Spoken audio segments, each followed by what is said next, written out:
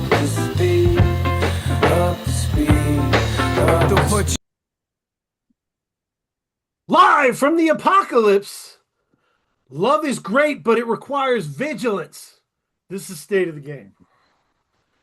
I am Dano, and people used to say, why are you so fucking weird? And I would say, I'm not weird to me. And then I started interviewing rappers and producers and saying, why is your music so fucking weird? And they would say to me, it's not weird to me. So, and I was like, holy shit, it's the circle of life. So I'm in the circle of life, Dano. So, yeah. And I will say my co-host who joins me every week has so much love in his heart. He is lending it out at affordable interest rates to those in need. So 50-year mortgages. you can get it. So I appreciate you being here, Kay. Thank you for being along in this journey. Yeah, man. We have a guest today who I always wanted to have as a fucking guest. I was just waiting for the right time. So the headline is, did the hardest thing you can do creatively start over? I'm never fucking doing that. The name Freemusicempire doesn't even make fucking sense anymore. The branding is too deep. I'm not running away. So this starting over, terrifying. Can't wait to talk about that. But beyond the headline, I just wanted to say, I got to see this person live, and I got to hang around the show with this person before and after their set. And I came away highly impressed. The energy that .dev as Pink Navel at that point put into the show won over everybody in the crowd.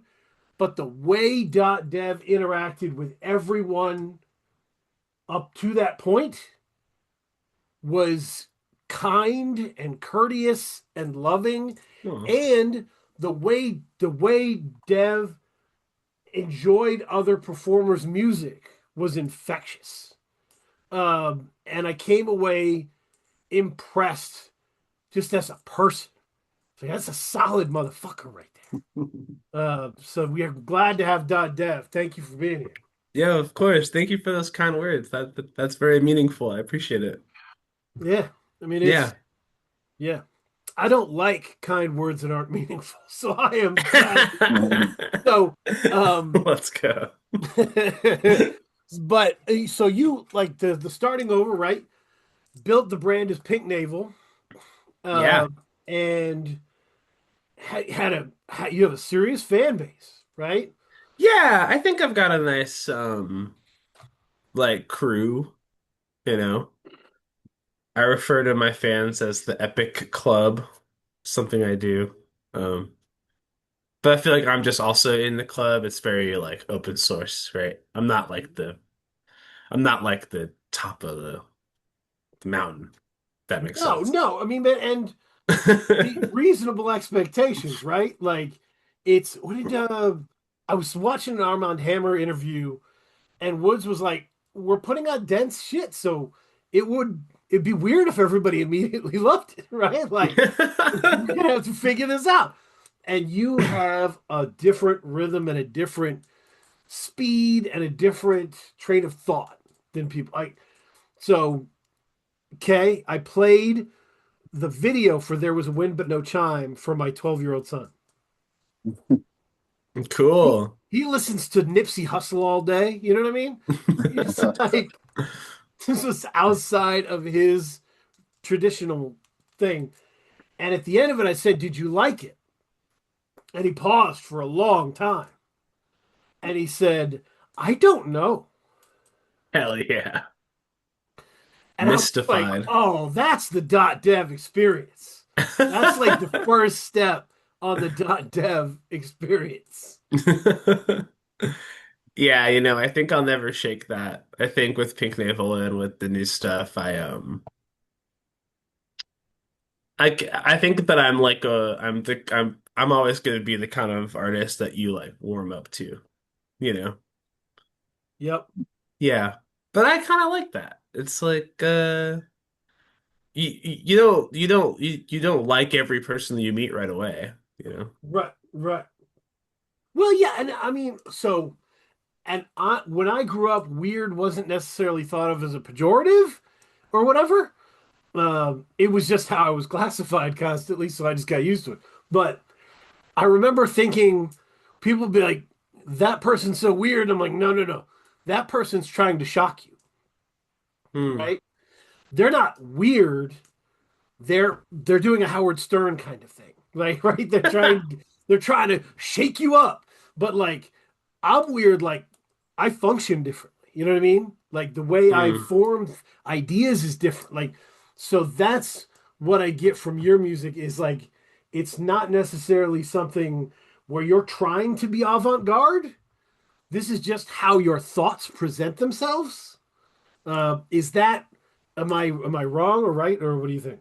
No, I think that's a good reading. I do think that I could very easily make radio music and have like have tried, right? Like I've tried to make rap music that is very like kind of like on the cutting edge, or maybe it's a little more palatable or accessible.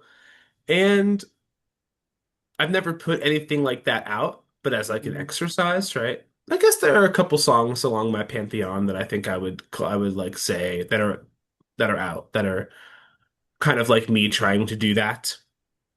Mhm. And I think I would do that very well, but it's not what I want to do. I do want to make stuff that's kind of on the outside, and I Right. go into creating music with that in mind. Um, but then at the same time, I think my creation process is from a very honest place, and I don't have any walls up when I'm like making or when I'm writing. I don't think a lot about public perception. Um, I think a lot about like what I want to hear in a song and like what I think kind of like excites me. Right. Um, so yeah, I think yes, I am being very organically myself, but also no, I am trying to do something kind of like other, you know. Well, yeah, you're trying to be I, free, right? You're trying to go like if you don't if you don't have the room and space to expand where you want to go, then you're never going to know how far you could go, you know? Hmm. I, I've kind of got an odd question. Do it. Oftentimes we say things like, this artist is unique, Mhm. right? Do you think that there's a difference between being weird and being unique? I think that unique is a lot more objective of a word than weird, Right. Right. Mhm. right? Um, Connotation differences. um, weird is different to anyone that says it, but we can all agree if something is not like anything else that it's unique, right? Mhm. Mhm. Yeah, yeah. I mean, my experience of it, Kay, was that unique is how you tell someone who's weird that they're weird without being mean, right? Like I was voted But most that's unique in my class in the superlatives. No one was voted most weird. The connotation is negative on that. So but you know, that's if you accept weird as a negative word, you know. right, which I'm not. I do not. Yeah, Yeah, yeah. and you know, it's just kind of like a word. I think that my music is kind of weird, you know. There's definitely weirder music out there, but yeah, I don't know. I think it's cool.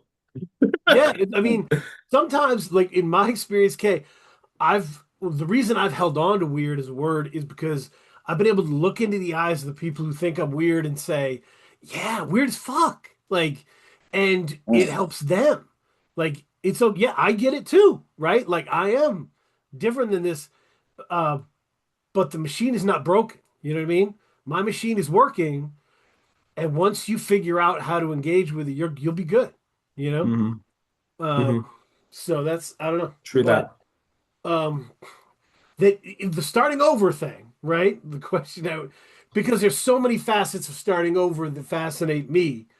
Um, and this album is about that. It's about starting over, right? You Yeah. definitely are talking about it, and where you want to go from here. Um, but being on Ruby Yacht, you had you had opportunities that you would never have had without being on Ruby Yacht. Is that fair to say? Yeah. Yeah, that's totally fair.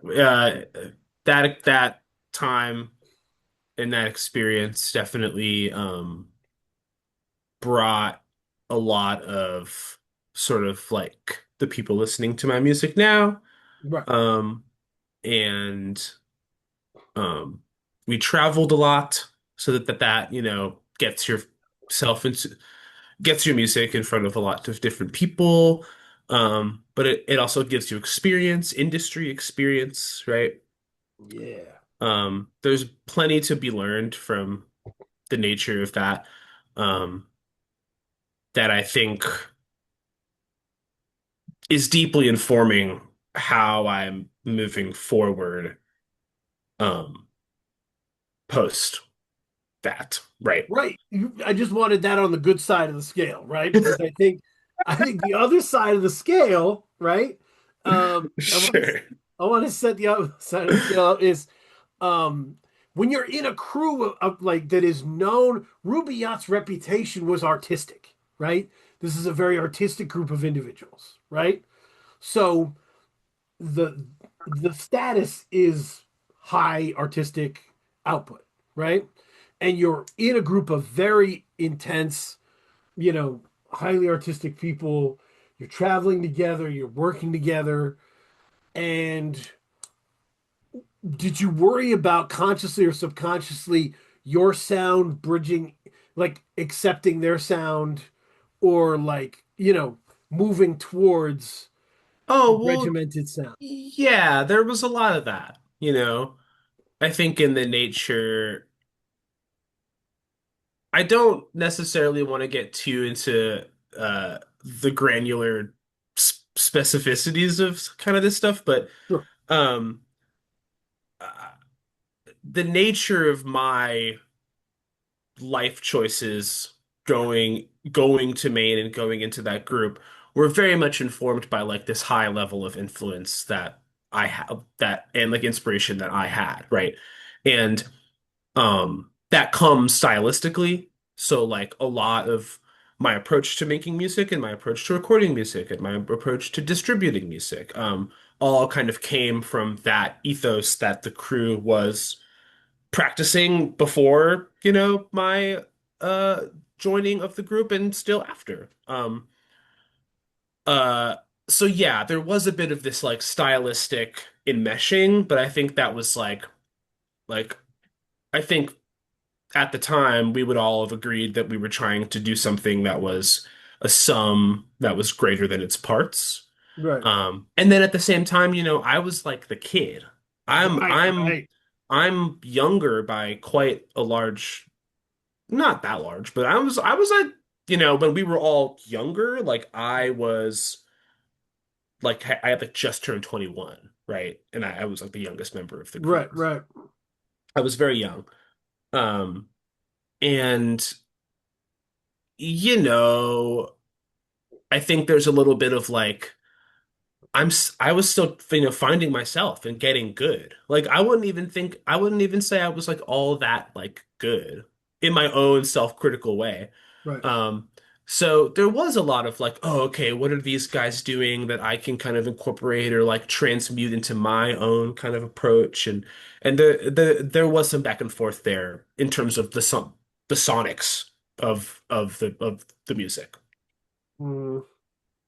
Yeah.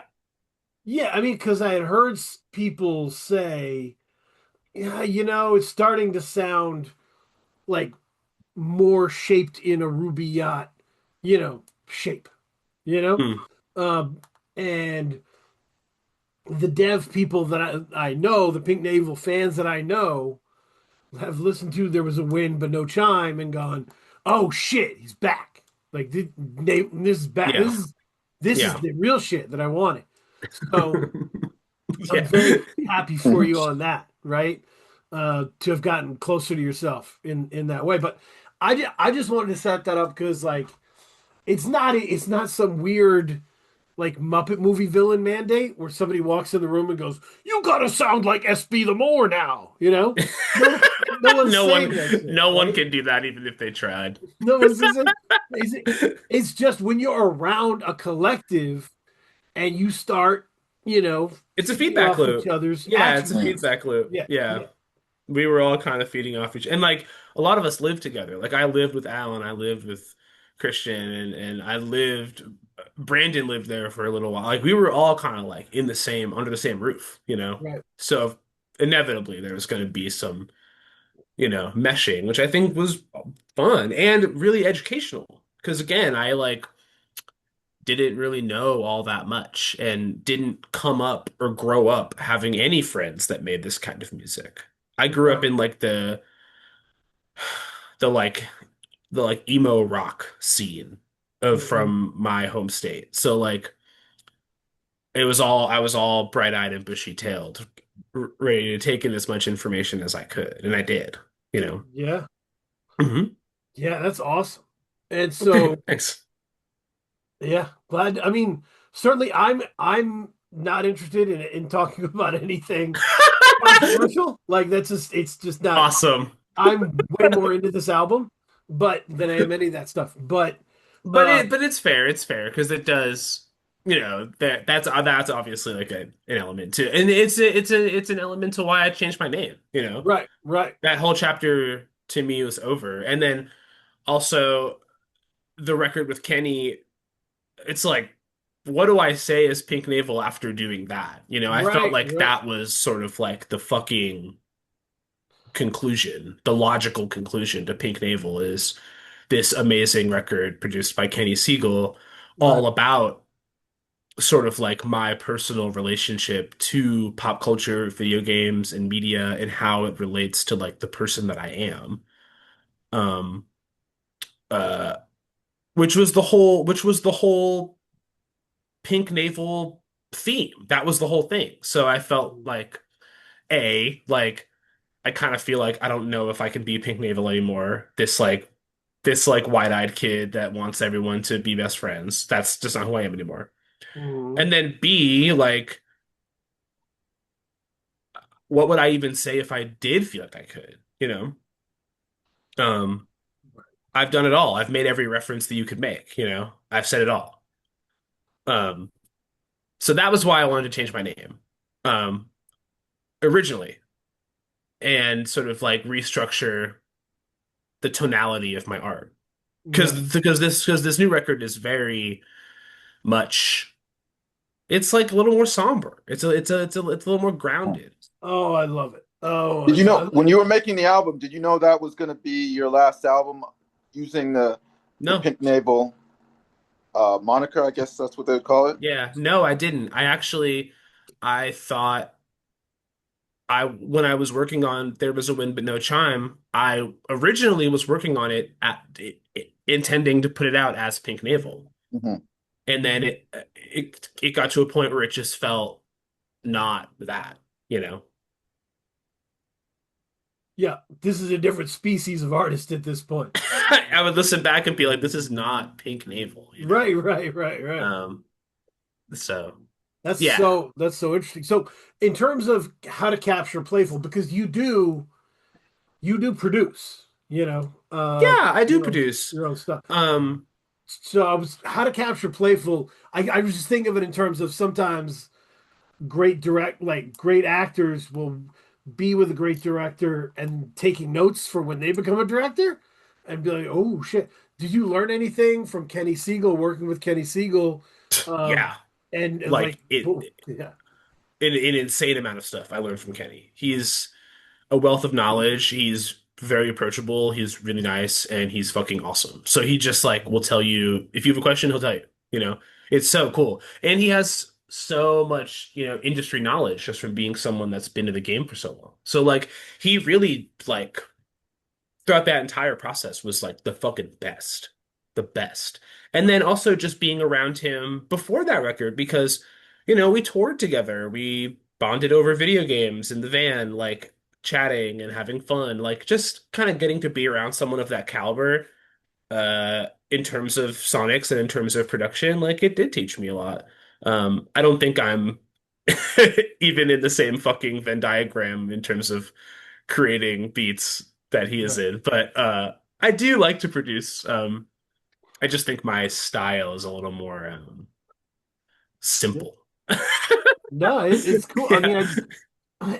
Kay, it's underrated as an attribute because when you've been around doing this as long as Kenny Siegel has at that level, it's got to be hard to keep an open heart for new people and new, and Oh just yeah, I don't you know. Yeah. get burned so much with just nutty grifters. You know what I'm saying? It's got to be hard to be like, yeah, okay, I'll answer these questions, or I'll lock in with you, even though I don't know you that well.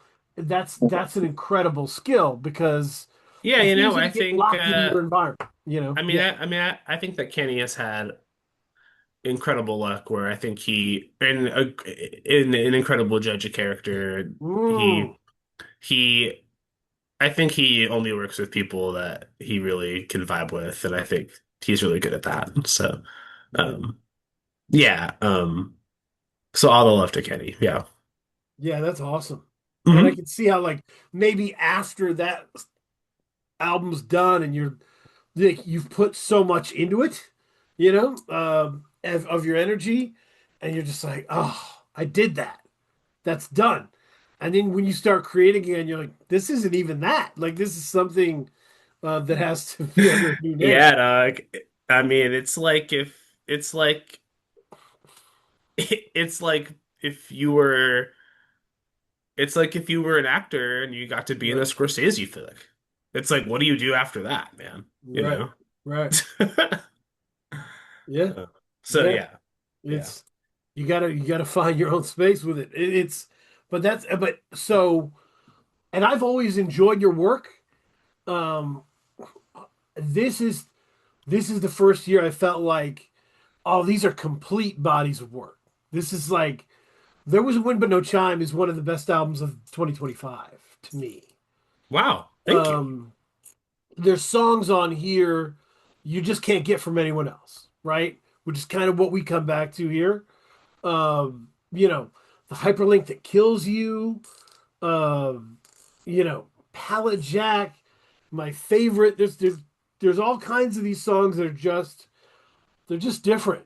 People don't make songs like this, even how unique and splendiferous the underground is, you still don't get this shit from anybody but Dot Dad. Oh, thanks. So Thanks. I that's appreciate that. Yeah. Um, yeah, I'm trying, man. I like songs that are about things. I think that songs that are about things mhm, um is kind of like a dying like kind of like breed in terms of Yeah. in like, indie rap. right, Yep.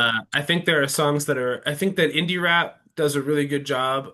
There's plenty of songs about like a feeling and about like an era of time in someone's life or in, you know, you know, the world. right. But something that I love about folk music and like folk rock is that there will be a song about one thing. And Mhm. a rapper who was really good at that, Serengeti. Serengeti Oh is so shit! good at having songs about a fucking topic. And Mike. Mike is Open Mike Eagle. He's Of so good at course, that. of course. Open Mike Eagle's so good at having songs that are about a topic, you know? Yeah, Um, yeah. and I just like that shit. I mean, that's why I wrote Hyperlink, because it's like easy concept. Like, what if there was a hyperlink that when you clicked it, it killed you? Hmm. And the whole song is about that. There's no, I mean, Yep, obviously it's about like mortality and about our use of the internet and whatever. It's yep, about other stuff, but like that's the fucking story, right? It's like a yep, short story. And yeah, I think, and like, again, to shout out more rappers, like maybe like the front runner of like indie rap, like the hero right now, Woods. yep, He is so good at having a song about a thing, you know. yep, Um, yep. so That's yeah, I take the a lot of inspiration we from have that. to start. celebrating that skill set more. You know what I mean? Like Hmm. we we talk about how much we love braggadocio songs that are well done, right? Oh Uh, yeah. we talk about how much we love story songs that are well done, right? But you're telling me a story song and it's kind of like, oh, this is about an ex or this is about a nemesis, you know? That's cool. But work a song where you work from a premise, like the Clark Kent Black Box Over My Right. Ego song, right? That song That's is crazy. Like that crazy. song is insane. It's so cool. It was So so well cool. written, so well done. And like that's a premise song, right? I'm Hmm. working from a premise. It's not just I pulled a story from my life and I'm telling you a story from my life. It's a premise and I'm developing the premise. That's a different, it has a different set of skills that it requires from a Hmm. story song. You know what I'm saying? Like Yeah, a story song, you got to capture the vividness of the moment. A premise, you got to build that. Like it's different. yeah. Can you talk a little bit about the hyperlink song? Like, what was the process behind the creation of that? Well, it started to me as most things do for me. I think about like what a song's gonna play like live because I play a lot of shows. And I was getting a little obsessed with this idea where I say, before I play the song, I say, this is a song about a hyperlink that kills you. And then everyone goes, oh, like, what's that? And then the first line is, they invented a hyperlink that when you click it, it will kill you. And like, that funny moment of like, oh, yeah, I guess that is how a song about that would start, right? Like, that kind of Right. humor, I love that. And then, yeah, just thinking a lot about how there was one day where I was just really pondering about how like there's like systems in place like Meta, Facebook, whatever. They have a Mhm. system in place where like you can give them an email that when you die, like somebody else gets access to all your shit so that they can post on your behalf and be like, "Oh, Dev died." Like, sorry, like Right, right. Wow. they've thought of that contingency plan. Like they like you can go in there and like, fucking get that shit all set up for when you die. Mhm. And that's insane to me. And as someone that like loves the internet, loves social media, admittedly, like I be scrolling, I enjoy that shit.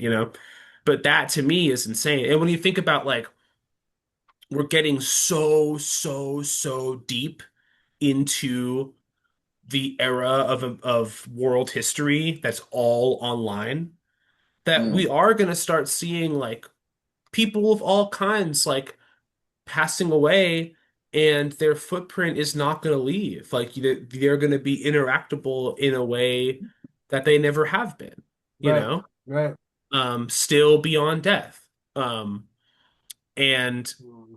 that was just like that shit was fascinating me. And then, like thinking about cheating death via Right. social media, right? Like, and via AI and via like all these technological ways where, that's what it comes into is like, oh fuck, if I click this link and I die, like what is my legacy, right? And then, oh, can I use technology? Can I go in incognito mode? If I go in incognito and I click the link, do Mhm. I get to see beyond the veil and still live, you know? Right. Um, yeah, just like a thought exploration of that and a thought exploration of be like about the idea of mortality and how it relates to internet use and how it relates to this like constantly growing record of billions of lives at all times. Um, Yep. yeah. Yeah, that's awesome. No, Thanks. it's I'm a big fan of the song. Yeah, the how did you feel about the album, okay? What did you come out away with? I liked I'm it. It's one of those ones that are not. It's not easily accessible at the first listen. Uh, so you really have to spend some time with it. Yeah. Yeah, Yeah, yeah. it's But once true. it once the well, I think the production lends itself to spending time with it because while the production is minimal, as Dev said, it's Yes. not stark. It's not like it's not minimal in a scary sense, right? There's still like natural sounds on the title track, right? There's you can hear birds and like Hmm. it feels very organic to me. Hmm. Thanks for saying, I mean, that was one of the goals, so thank you. I Yeah. I've done all of the synthy video gamey stuff. I wanted to sort of come back to earth a little bit, which is why I wanted to use my real name, like Mhm. Dev. Like I wanted my real name to be a part of it. I'm still trapped in this world of having a rap name with terrible SEO. Yeah. Yeah. Um, Yeah. Pink Navel, terrible SEO, because it's the name of an orange. So you Sure. Google that, it's like the orange. .dev is like every developer, anyone developing anything on planet Earth is using that phrase. So that's kind of cooked as well. But Hilarious. um, That's awesome. yeah, yeah. That's awesome. It's But that's my name. yeah. So And if you look at the cover, like 70% of the cover, the background is this kind of tree, the shrubbery of this tree. yeah, that was the goal, man. Oh, shout out Elise Magnoli. Mhm. She took this incredible photo. All of the photos that I've been using for this like album sort of like cycle, she took, and they're just gorgeous. And I wanted the cover to be a very nice photo of me as an adult. Like I feel like like where are they now? Like whatever happened to Pink Navel? And like it's like the photo of me in the cover, like all grown up with my shirt on and my Yeah, shaved head and shit. You know? that's awesome. Yeah, I mean Yeah, yeah. it's the second time we've been here, Kay, in the Zoom where we've been able to say this album sounds like New England, right? Like Hmm. Mopes and Jesse the Tree released an album on Strange Famous where they had me saying that, and there's a similar feeling with this production of like, so this is music where you would like lay on top of a vehicle and stare up at the stars, um, Hell yeah. and so there's some of that uh, with this. So Well, how did the thanks. production at UK? Yeah, I mean the production it's like what you said. It's very sparse. Um, it's unique in a way, and it's not. And I'll go back to it's not easily accessible. Uh, it's really you really have to kind of sit with it in order to kind of gain an appreciation for it. Hmm. I hear you. No, but it's yeah. It's pretty the more you hear it. You know what I mean? Yeah, yeah. I think that happens. Yeah. And I think there's like sometimes Dev, for me, there's like a song that's the key that opens the door to the album. Like Okay. my love of that song leads me to the love of the album in a way. Cool. I love Uh, that. this has a key for me. All Uh, right, which one? Let's hear interview, it. interview. Oh yeah. Interview is sick. Yeah, Okay. So yeah. I wrote Interview in like 2019. And I wrote it so many years ago. And I just had it. I just had that song. And I was like, "Oh yeah, one day I'll put this out. I love this song, but like Mhm. whatever." And every time I'd make an album, like when I made Draft Track, it's like, "Oh, maybe I'll put Interview on this." And I was like, "Nah, I don't know." And then I made Epic, and Epic has a kind of its own kind of like rigid structure, Mhm. so no. And then How to Capture Playful, obviously all produced by Ken. I made the beat for Interview, so I was like, no. So I've just been holding on to this song for years. But I love that song. It's just all about like it's all about feeling out of place, and Mhm. and Mhm. and and okay, so I've brought this up in a couple other interviews because I think it's interesting, but um I what I was really trying to do lyrically was move away from referencing pop culture Mhm. on Mhm. on in my music because I've just done so much of Mhm. it, and I think I've really beat the horse, you know. Um, so most of the songs don't really have too many references. I referenced The Matrix in the first track, Mhm.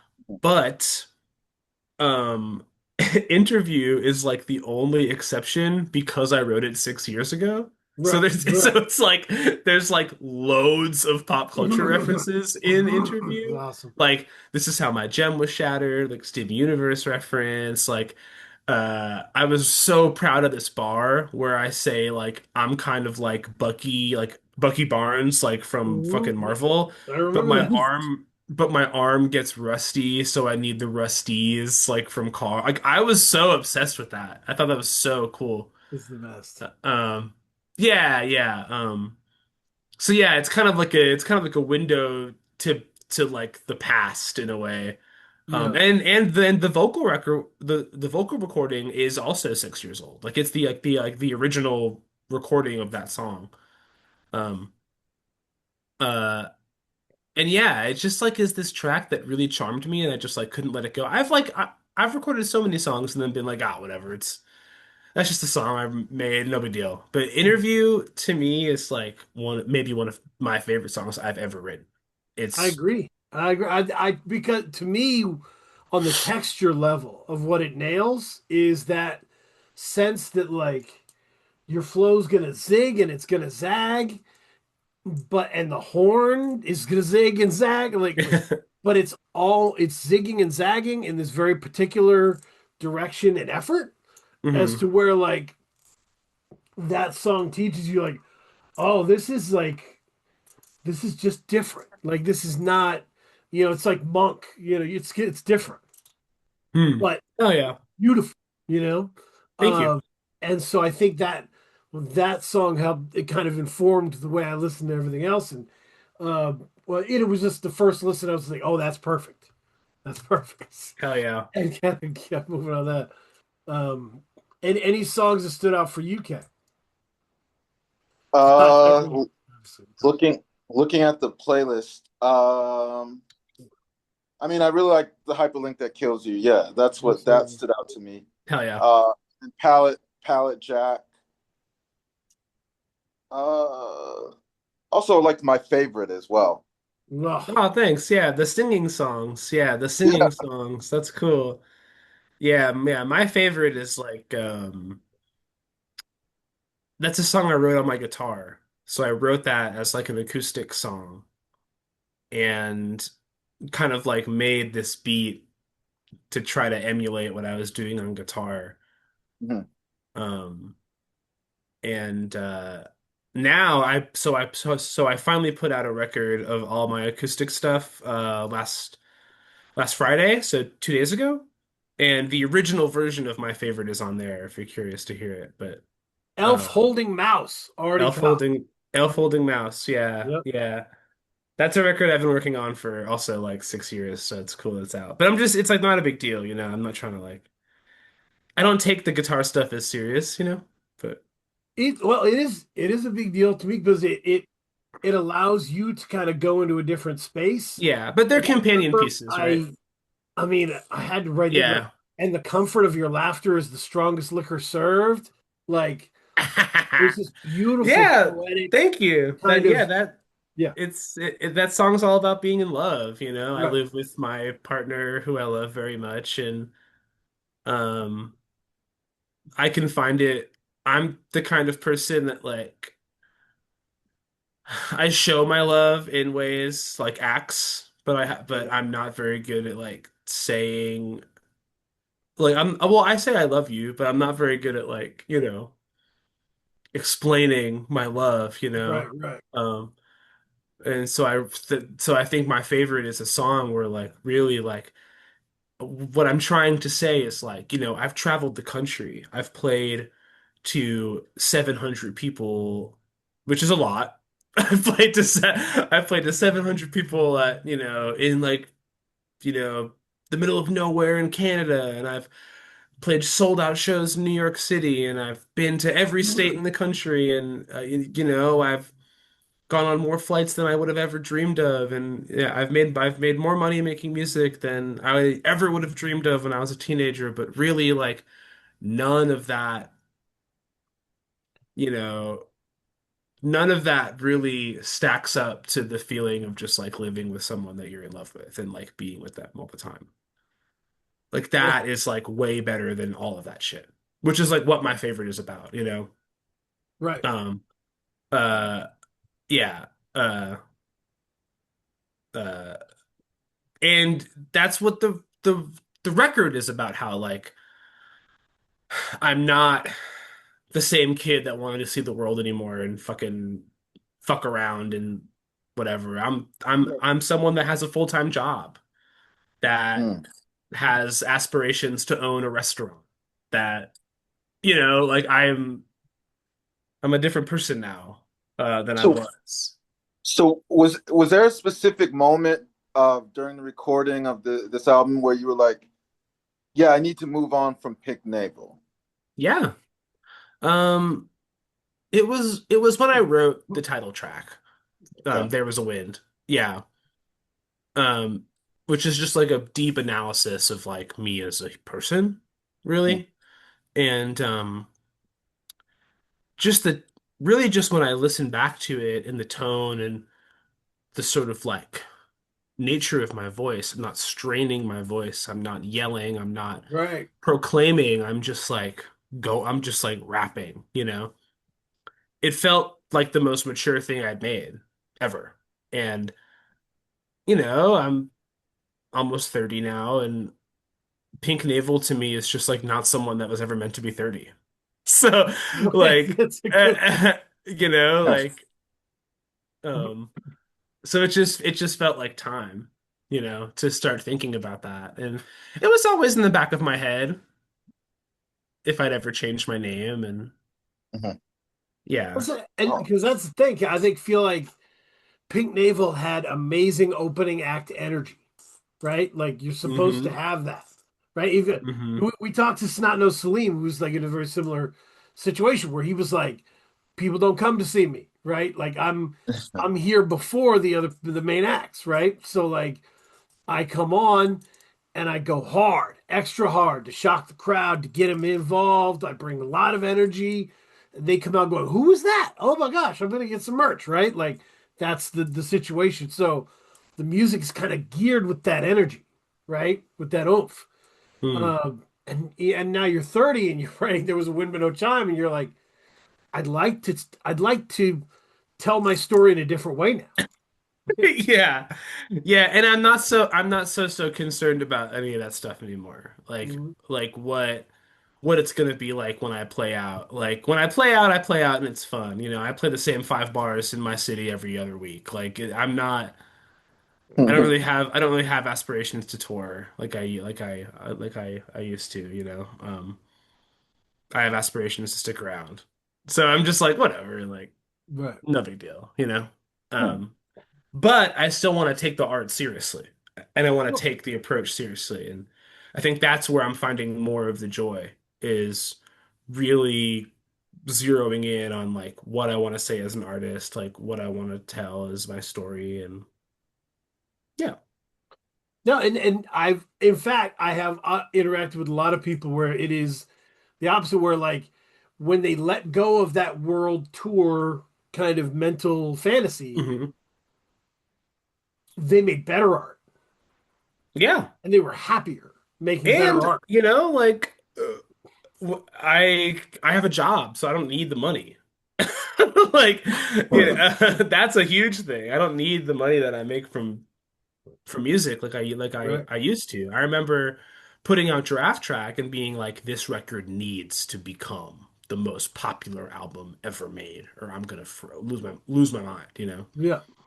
Now I just feel personally very fulfilled by creating There Was a Wind But No Chime, and all of the love I've received and the interest I've received is extra. And I knew that some of that would be there because I understand that there are people that are interested to hear what I have to say, but I don't bank on it, you know. Right. Right.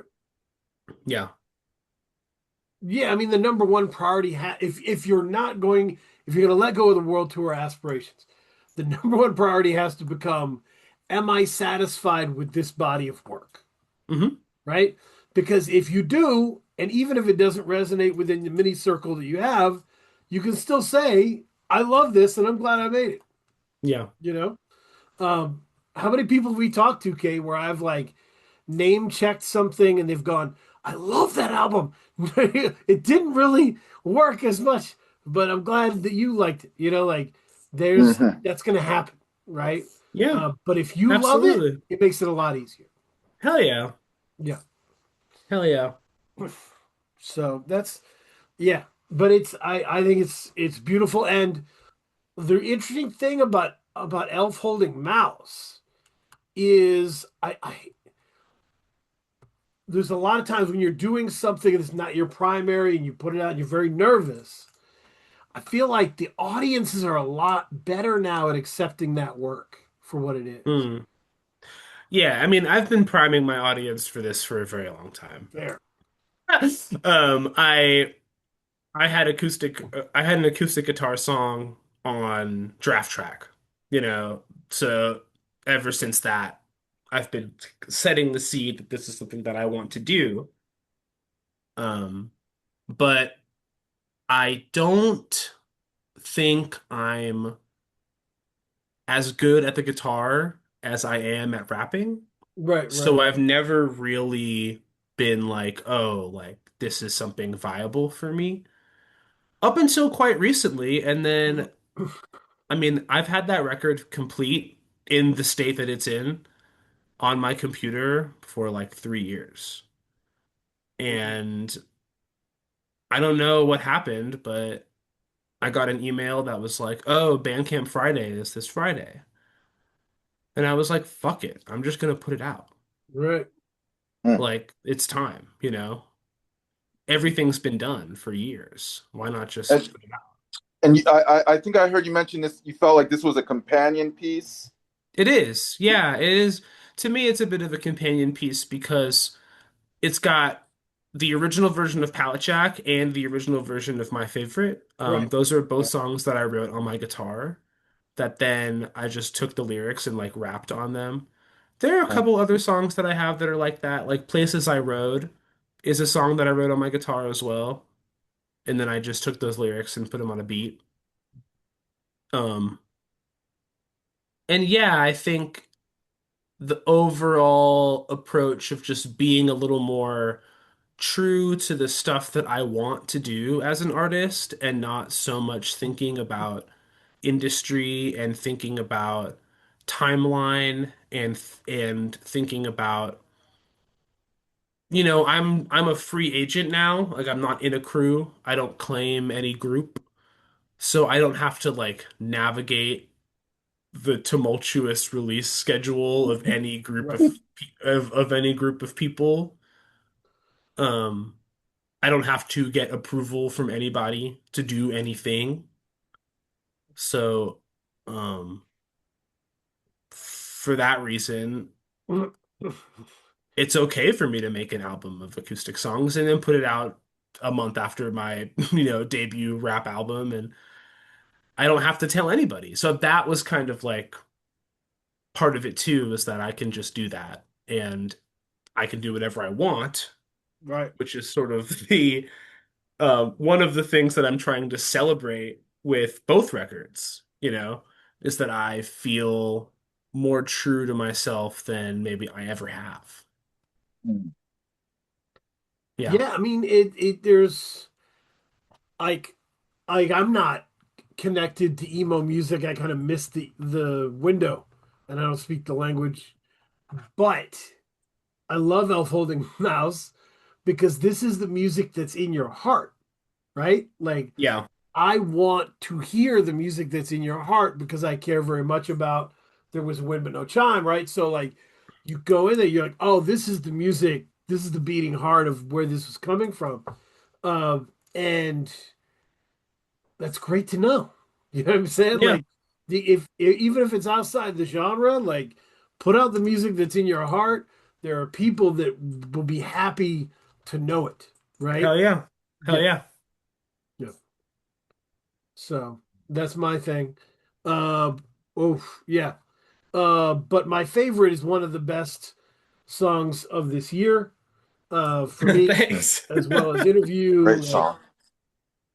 this is an album with like real songwriting peaks. Hmm. I really love. Okay, I really love. I don't need you to respect me as a second song. I really love it. Uh, I think it's a really cool opening statement for an album. Yeah.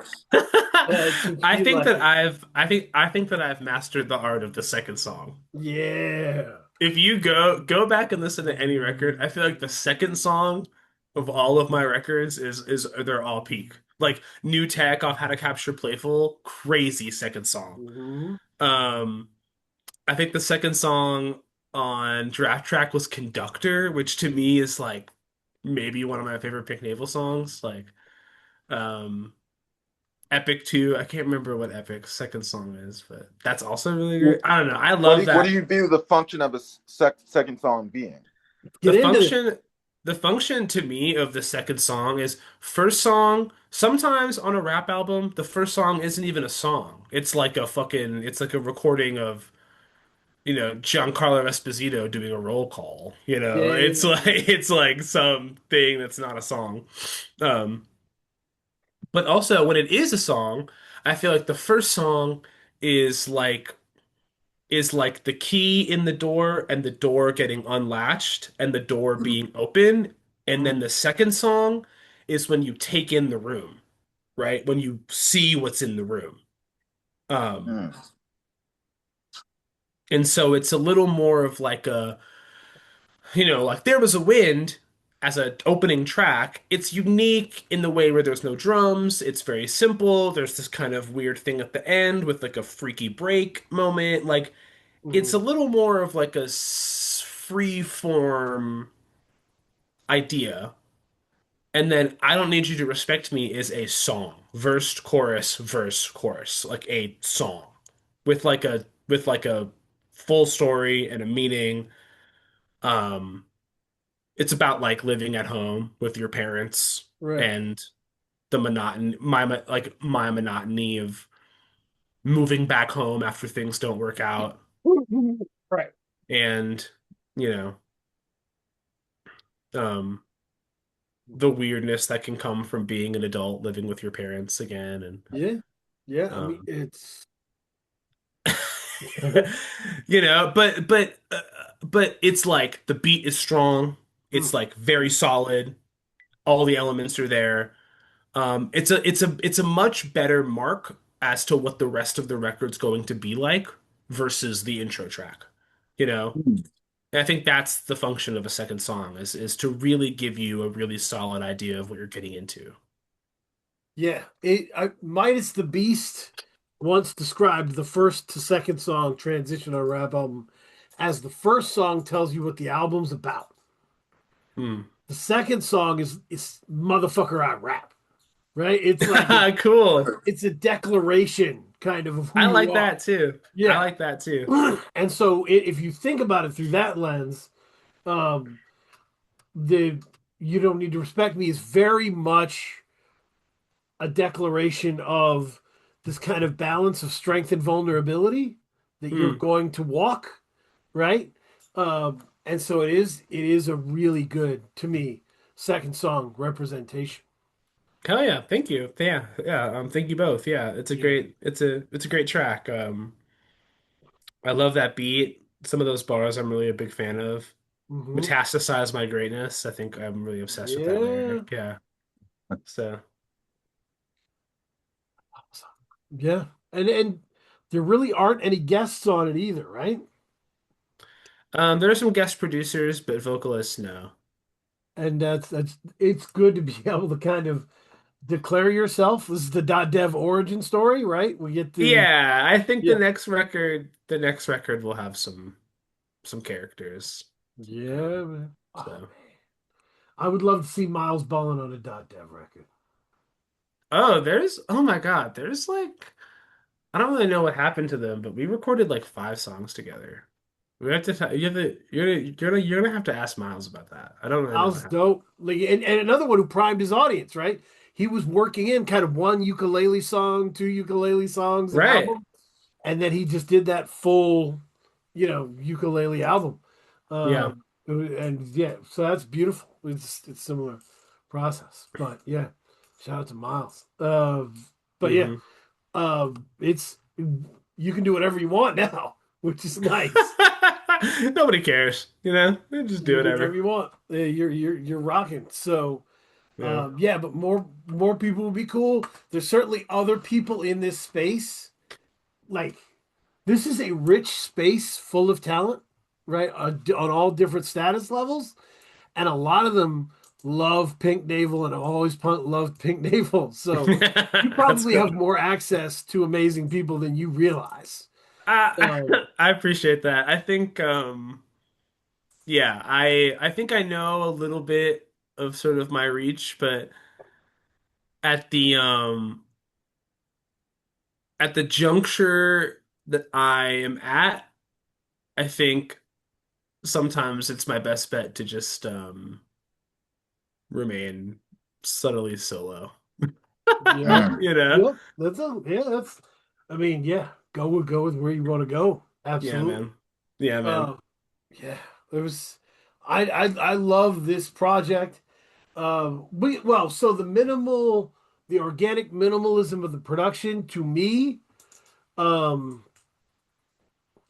forces you to be with your story. You know what I'm saying? Like it clears the way for you to go on that ride. Hmm. Um, and that's always been one of the strengths I think you have is when I saw you live, I saw the audience go, "This is weird," and then three songs later, be like, "Damn," like it's. Do you recall what show that was? Do Oh you yeah, remember? oh yeah, I recall it for sure Where was because it? it was a remarkable thing for me and Kay. We it was an Armand Hammer show in Boston. Oh yeah. Um, Oh, at the Middle East? Yes. and it was Oh, that's shrapnel, crazy. You saw that show? That's awesome. and Like the basement, right? Yeah. it was That the was a good first show. it was the first time Kay and I got shouted out from stage at a rap show. It was the first time that we like ran into fans and shit who were Cool. like, "Are you dead Oh my. standing here?" I'm like, "This is wild," Yeah, Um, that was a fun show. I remember that show quite fondly. I had just gotten my hair cut. I just asked to play every story of me playing any show that was well attended. It was because I asked if I could play too. yeah, Um, uh, Nice. yeah, yeah, that was a good show, man. That was fun. We were kicking it. That was the last time I played the Middle East. And now I live like 2 blocks away from that place. I live like right up the street. yep, yep. It's No, wild. it was an incredible time, and it was so cool. It was one of those things where like I came out of there having a new understanding of underground rap fans, Mm. because Hmm. my Yep. understanding of Boston is not always positive, right? So Okay.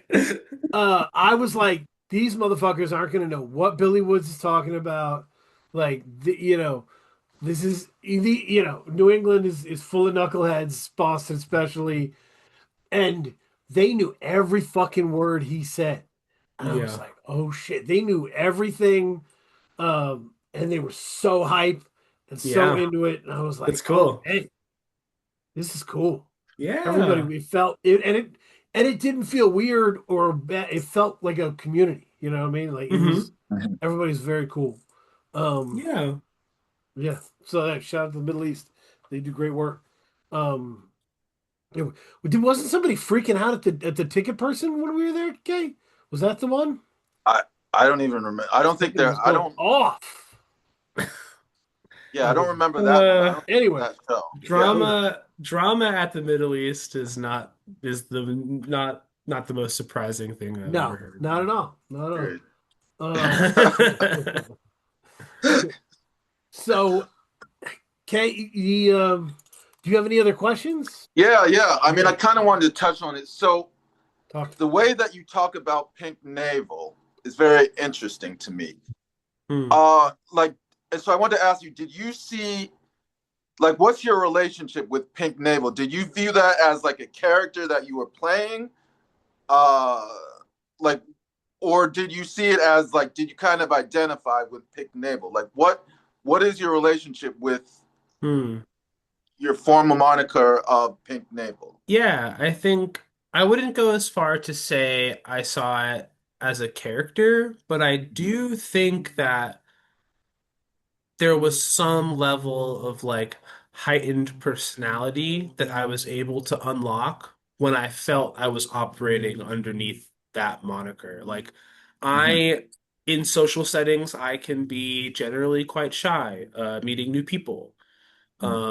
I am not the most confident person outside of music. Um, but Pink Navel is this like to me was this version of me, this kid that like could fucking do anything. Like, Mhm. and I'd go up on that stage and go absolutely buck wild. And uh that it was me, but it was like I was like taking off the weighted clothing of my own anxiety, like just letting it go.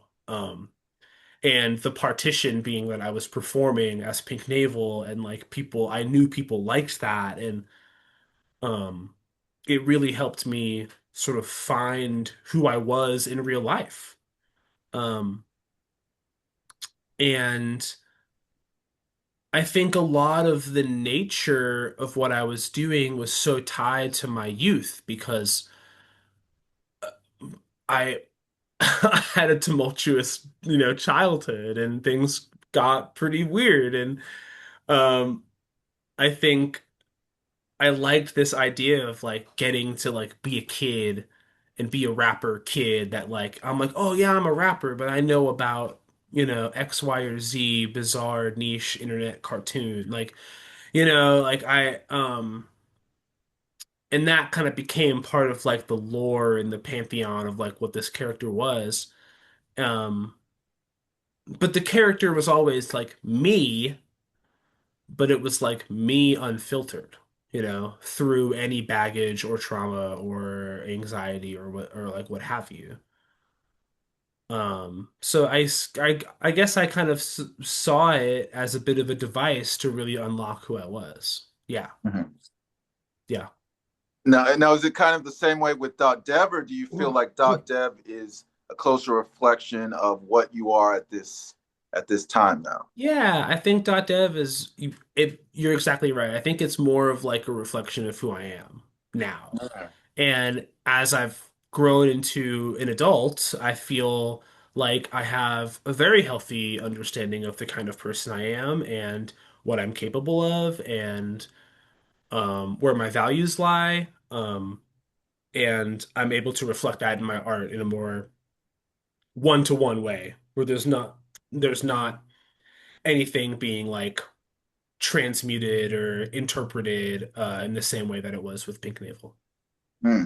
That makes, I mean, Yeah. yeah, okay, we got to think about it more organically into like a human experience, right? Like there's people who are like, "Oh man, Keith, remember when you did X?" And you're like, "That was high school, Keith. Like that's not me right now." You know? Yeah, it is kind of like that. It is kind of like that.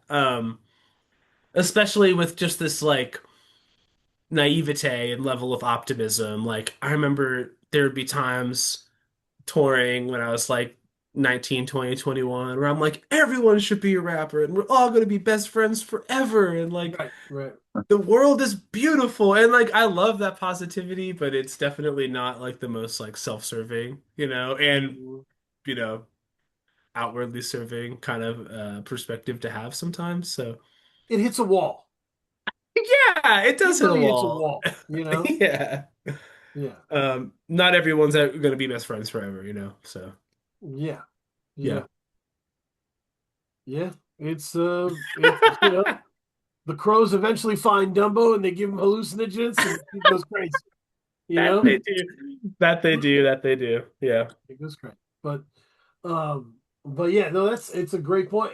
They're so like it's just so rare to be like, I'm 15 and I'm gonna name myself LL Cool J, and the name lasts and is iconic when you're 69. Like that's Right, bonus, you know, right. that is But it was abnormal. easier back then. Not many names were taken up, you Right, right, know? right, right. That is Shit was way abnormal. That's an easier abnormal for them. situation. Yeah. So, but you don't, yeah, Yeah. you don't want to get saddled with that stuff when you outgrow something. Phew, it takes a lot of gusto, a lot of fortitude to walk away when you've built that. Well, So thanks. that's Yeah. I appreciate that. I think that's dope. Yeah. Thank you. Um, hey, anything else or No, no. whew, thank you for giving us this album. Um, Thank and you. and And thank you it's both for your valuable. time. Yeah, I really Um, appreciate the we're thoughtful gonna go to question. recommendation corner where we Whoa. recommend dope music that we've Oh, been I'm listening ready. to. I'm ready. So I know first, I have a exactly what personal I'm. recommendation for you. This is someone I feel like would be right up your alley, and you would really enjoy. Um, it's the EP is called Excerpts of Black Joy, Volume One. Cool. It's by Cozy exclamation point Whoa. KOSEY. Okay. Yep, yep. Sick.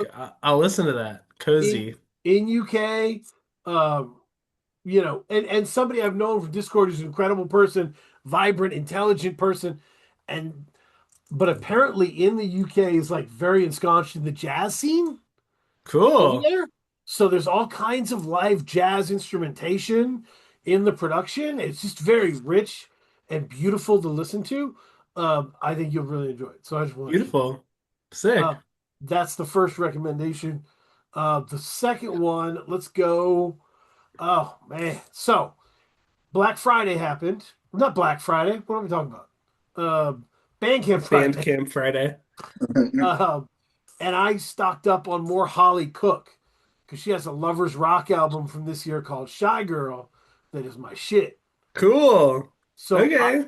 I grabbed one of the album that her fans say is like where her lyricism hit a new level. Vessel of Love is what it's called. Sweet.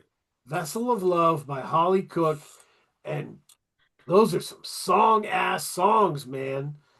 Um, oof, I loved it. Let's go with and yeah, we because well, we're gonna have Pink Sifu on the show in a few weeks. Cool. So I grabbed Ensley, and I don't know if you've heard Ensley K. No. That shit is a classic. Pink Sifu Ensley is a fucking classic. Cool. I love that record. I can't wait to talk to Sifu about um, being. Sifu's so experimental. He's almost like Super Dave Osborne. He's almost like a on the bike jumping over buses and shit. Like My it's fellow pink named artist. yes, yes, Yeah. a pink comrade. You My know, pink comrade. Yeah. it's that's awesome.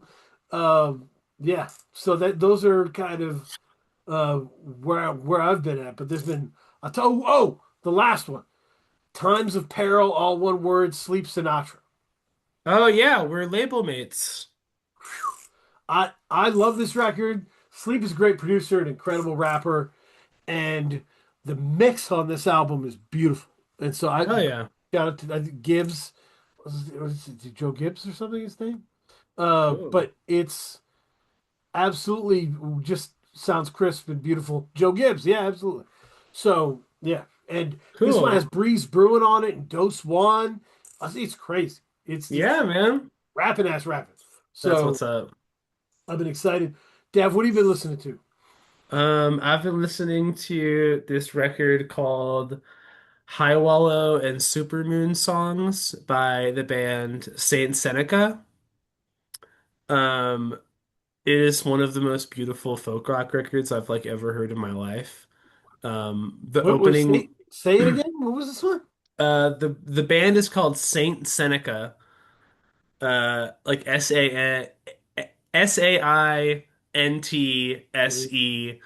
Saintseneca, Saint Seneca, all like one word. And the lyricism and the storytelling is so beautiful. This is their first record in like 7 or 8 years. Mm. Absolutely insane. The opening lyric for the first song really, really blows me away. It's in heaven, everyone is high all the time, and no one ever cries. It's so beautiful. Really been obsessed with it. And then also, I'm like finally kind of getting into Arthur Russell. So, Another Thought by Arthur Russell is an album I've been like bumping a lot on my bike rides. Really, really enjoying that. And then, in terms of actual rap music, Crops is like my favorite rapper right now. Um, just dropped a new single called We Used to Dance, but like is putting out music like all the time. It's just all lowercase, the word crops 3 times, crops. Like that's my dog. Absolutely huge fan. Um, yeah, those are my Montreal. picks. Okay. Yeah, so good. Insanely talented. That's dope. Let's check it Yeah. out. Yeah, I mean, I'm into that. The interesting thing is, like on the RMPP Discord, I remember we had a folk thing of like, because I listen to a lot of folk and really enjoy it. Um, and I was like, anybody else? And everybody had a ton of folk that they love. And I was like, man, there's really a connection between like the lyricism in folk and the lyricism in rap. And like Absolutely there is. we Absolutely. rappers love folk music Hmm. because it's bars, man. Yeah, Like, 100%. yeah. So Yeah. don't get surprised when you see your favorite rapper repping a folk album. Uh, Hell yeah. lyricism's dope. So we check that. Absolutely. Um, yep. What are you repping, Kay? No new music this week, but you guys put me on a couple of recommendations. Definitely going to get into some of those folk recommendations. Yeah, Yeah. please do. I added some stuff to my wish list when we were talking. Um, I saw Nobody too, Cool. which was very silly. Very silly. It's not to be taken seriously. It's like what did somebody said? Somebody said about the Equalizer. It's great, but don't think about it. Just enjoy it. I And just watched Oh, Fantastic Four last night, the new oh, one, yeah. and I did not like it. I thought it was fine. I never wanted to come back to it, you know? Like It it's not falls something I a, want to come back to. it just falls apart at the end. Right. It Right. just gets like confusing. Yeah. Yeah, there's a lot of bad decisions made at the end where you're like, what? It's just That's how I felt too. It was like, very what's going on now? Like, and they like barely ever use their powers. Like the only guy that really you see use his powers more than twice is Johnny. Like it's the Johnny best flies Johnny more movie. times in this movie Yeah. than I've ever seen Johnny fly. The Thing straight up does nothing. He picks up a Nothing. car one time and then he doesn't do anything else for the rest of the movie Yeah. besides like talk to Natasha Lyonne for like 5 seconds. It's a And then you great never movie. see her again. And then Yeah. he's like, "Oh, like he's like, "Oh, like I came here to see you." And then you never see Natasha and then you never see Natasha Lyonne's character again in the whole movie. There's Yeah, no closure. it's a great movie for Invisible Woman and Johnny. It's a terrible movie for The Thing and Mr. Fantastic. I do love the part where Galactus is stretching Reed, really. Like Yes, that was that awesome. is hilarious. That was cool. Although it did feel a little BDSM, it did feel a little odd. It does make up for Reed Richards doing literally fucking nothing for the entire He's movie. like tugging on him and he's like, oh, and I'm like, Yeah. this is weird. He This is doesn't I do don't know what we're doing right now. But it was hilarious. But yeah, it was yeah. Vanessa Kirby yeah. did great. It's an interesting deal. But yeah, and I caught some comic books when I was in Bangor visiting family. Um, grabbed the Nathan Edmondson run of Black Widow, which is one of the Cool. great. Me and Zilla Rocca talk about this. Nathan Edmondson had one of the last great runs on Black Widow and Punisher, like at the same time, and it was super Cool. dope. Fuck yeah. It was wonderful. So I grabbed that and a whole collection of the best Predator Batman crossovers. Whoa. Predator and Batman have been crossing over and fighting since I was a kid, Kay. Mm. And they're way better stories than it makes sense for them to be. It's That's cool. really cool. So I'm glad That's to have cool. that. The new Predator movies have been incredible. Have you seen any of the new Predators? No, I haven't seen any of the new No, I haven't Predators. seen. I've heard a lot of good things about it though. The movie from 2022, Prey, is one of my favorite movies of the last few years. It like turned the Predator story into like a dissertation on the evils of humanity. It was incredible. And so this one was a follow-up for that one, and my wife had never seen a Predator movie before. And she came out really happy, really enjoying it. So Hell yeah. it's dope. Check that for sure. All those last two Predators. There was the director. What movie did he do? He did a movie everybody likes. Anyway, I'm old. Um, so yeah, thank you everybody. Yeah, thank you both. Yeah, this was Yeah, super fun. Oh man, staying great in show. with us all year, hanging out with us. We got big stuff coming. What will tomorrow bring?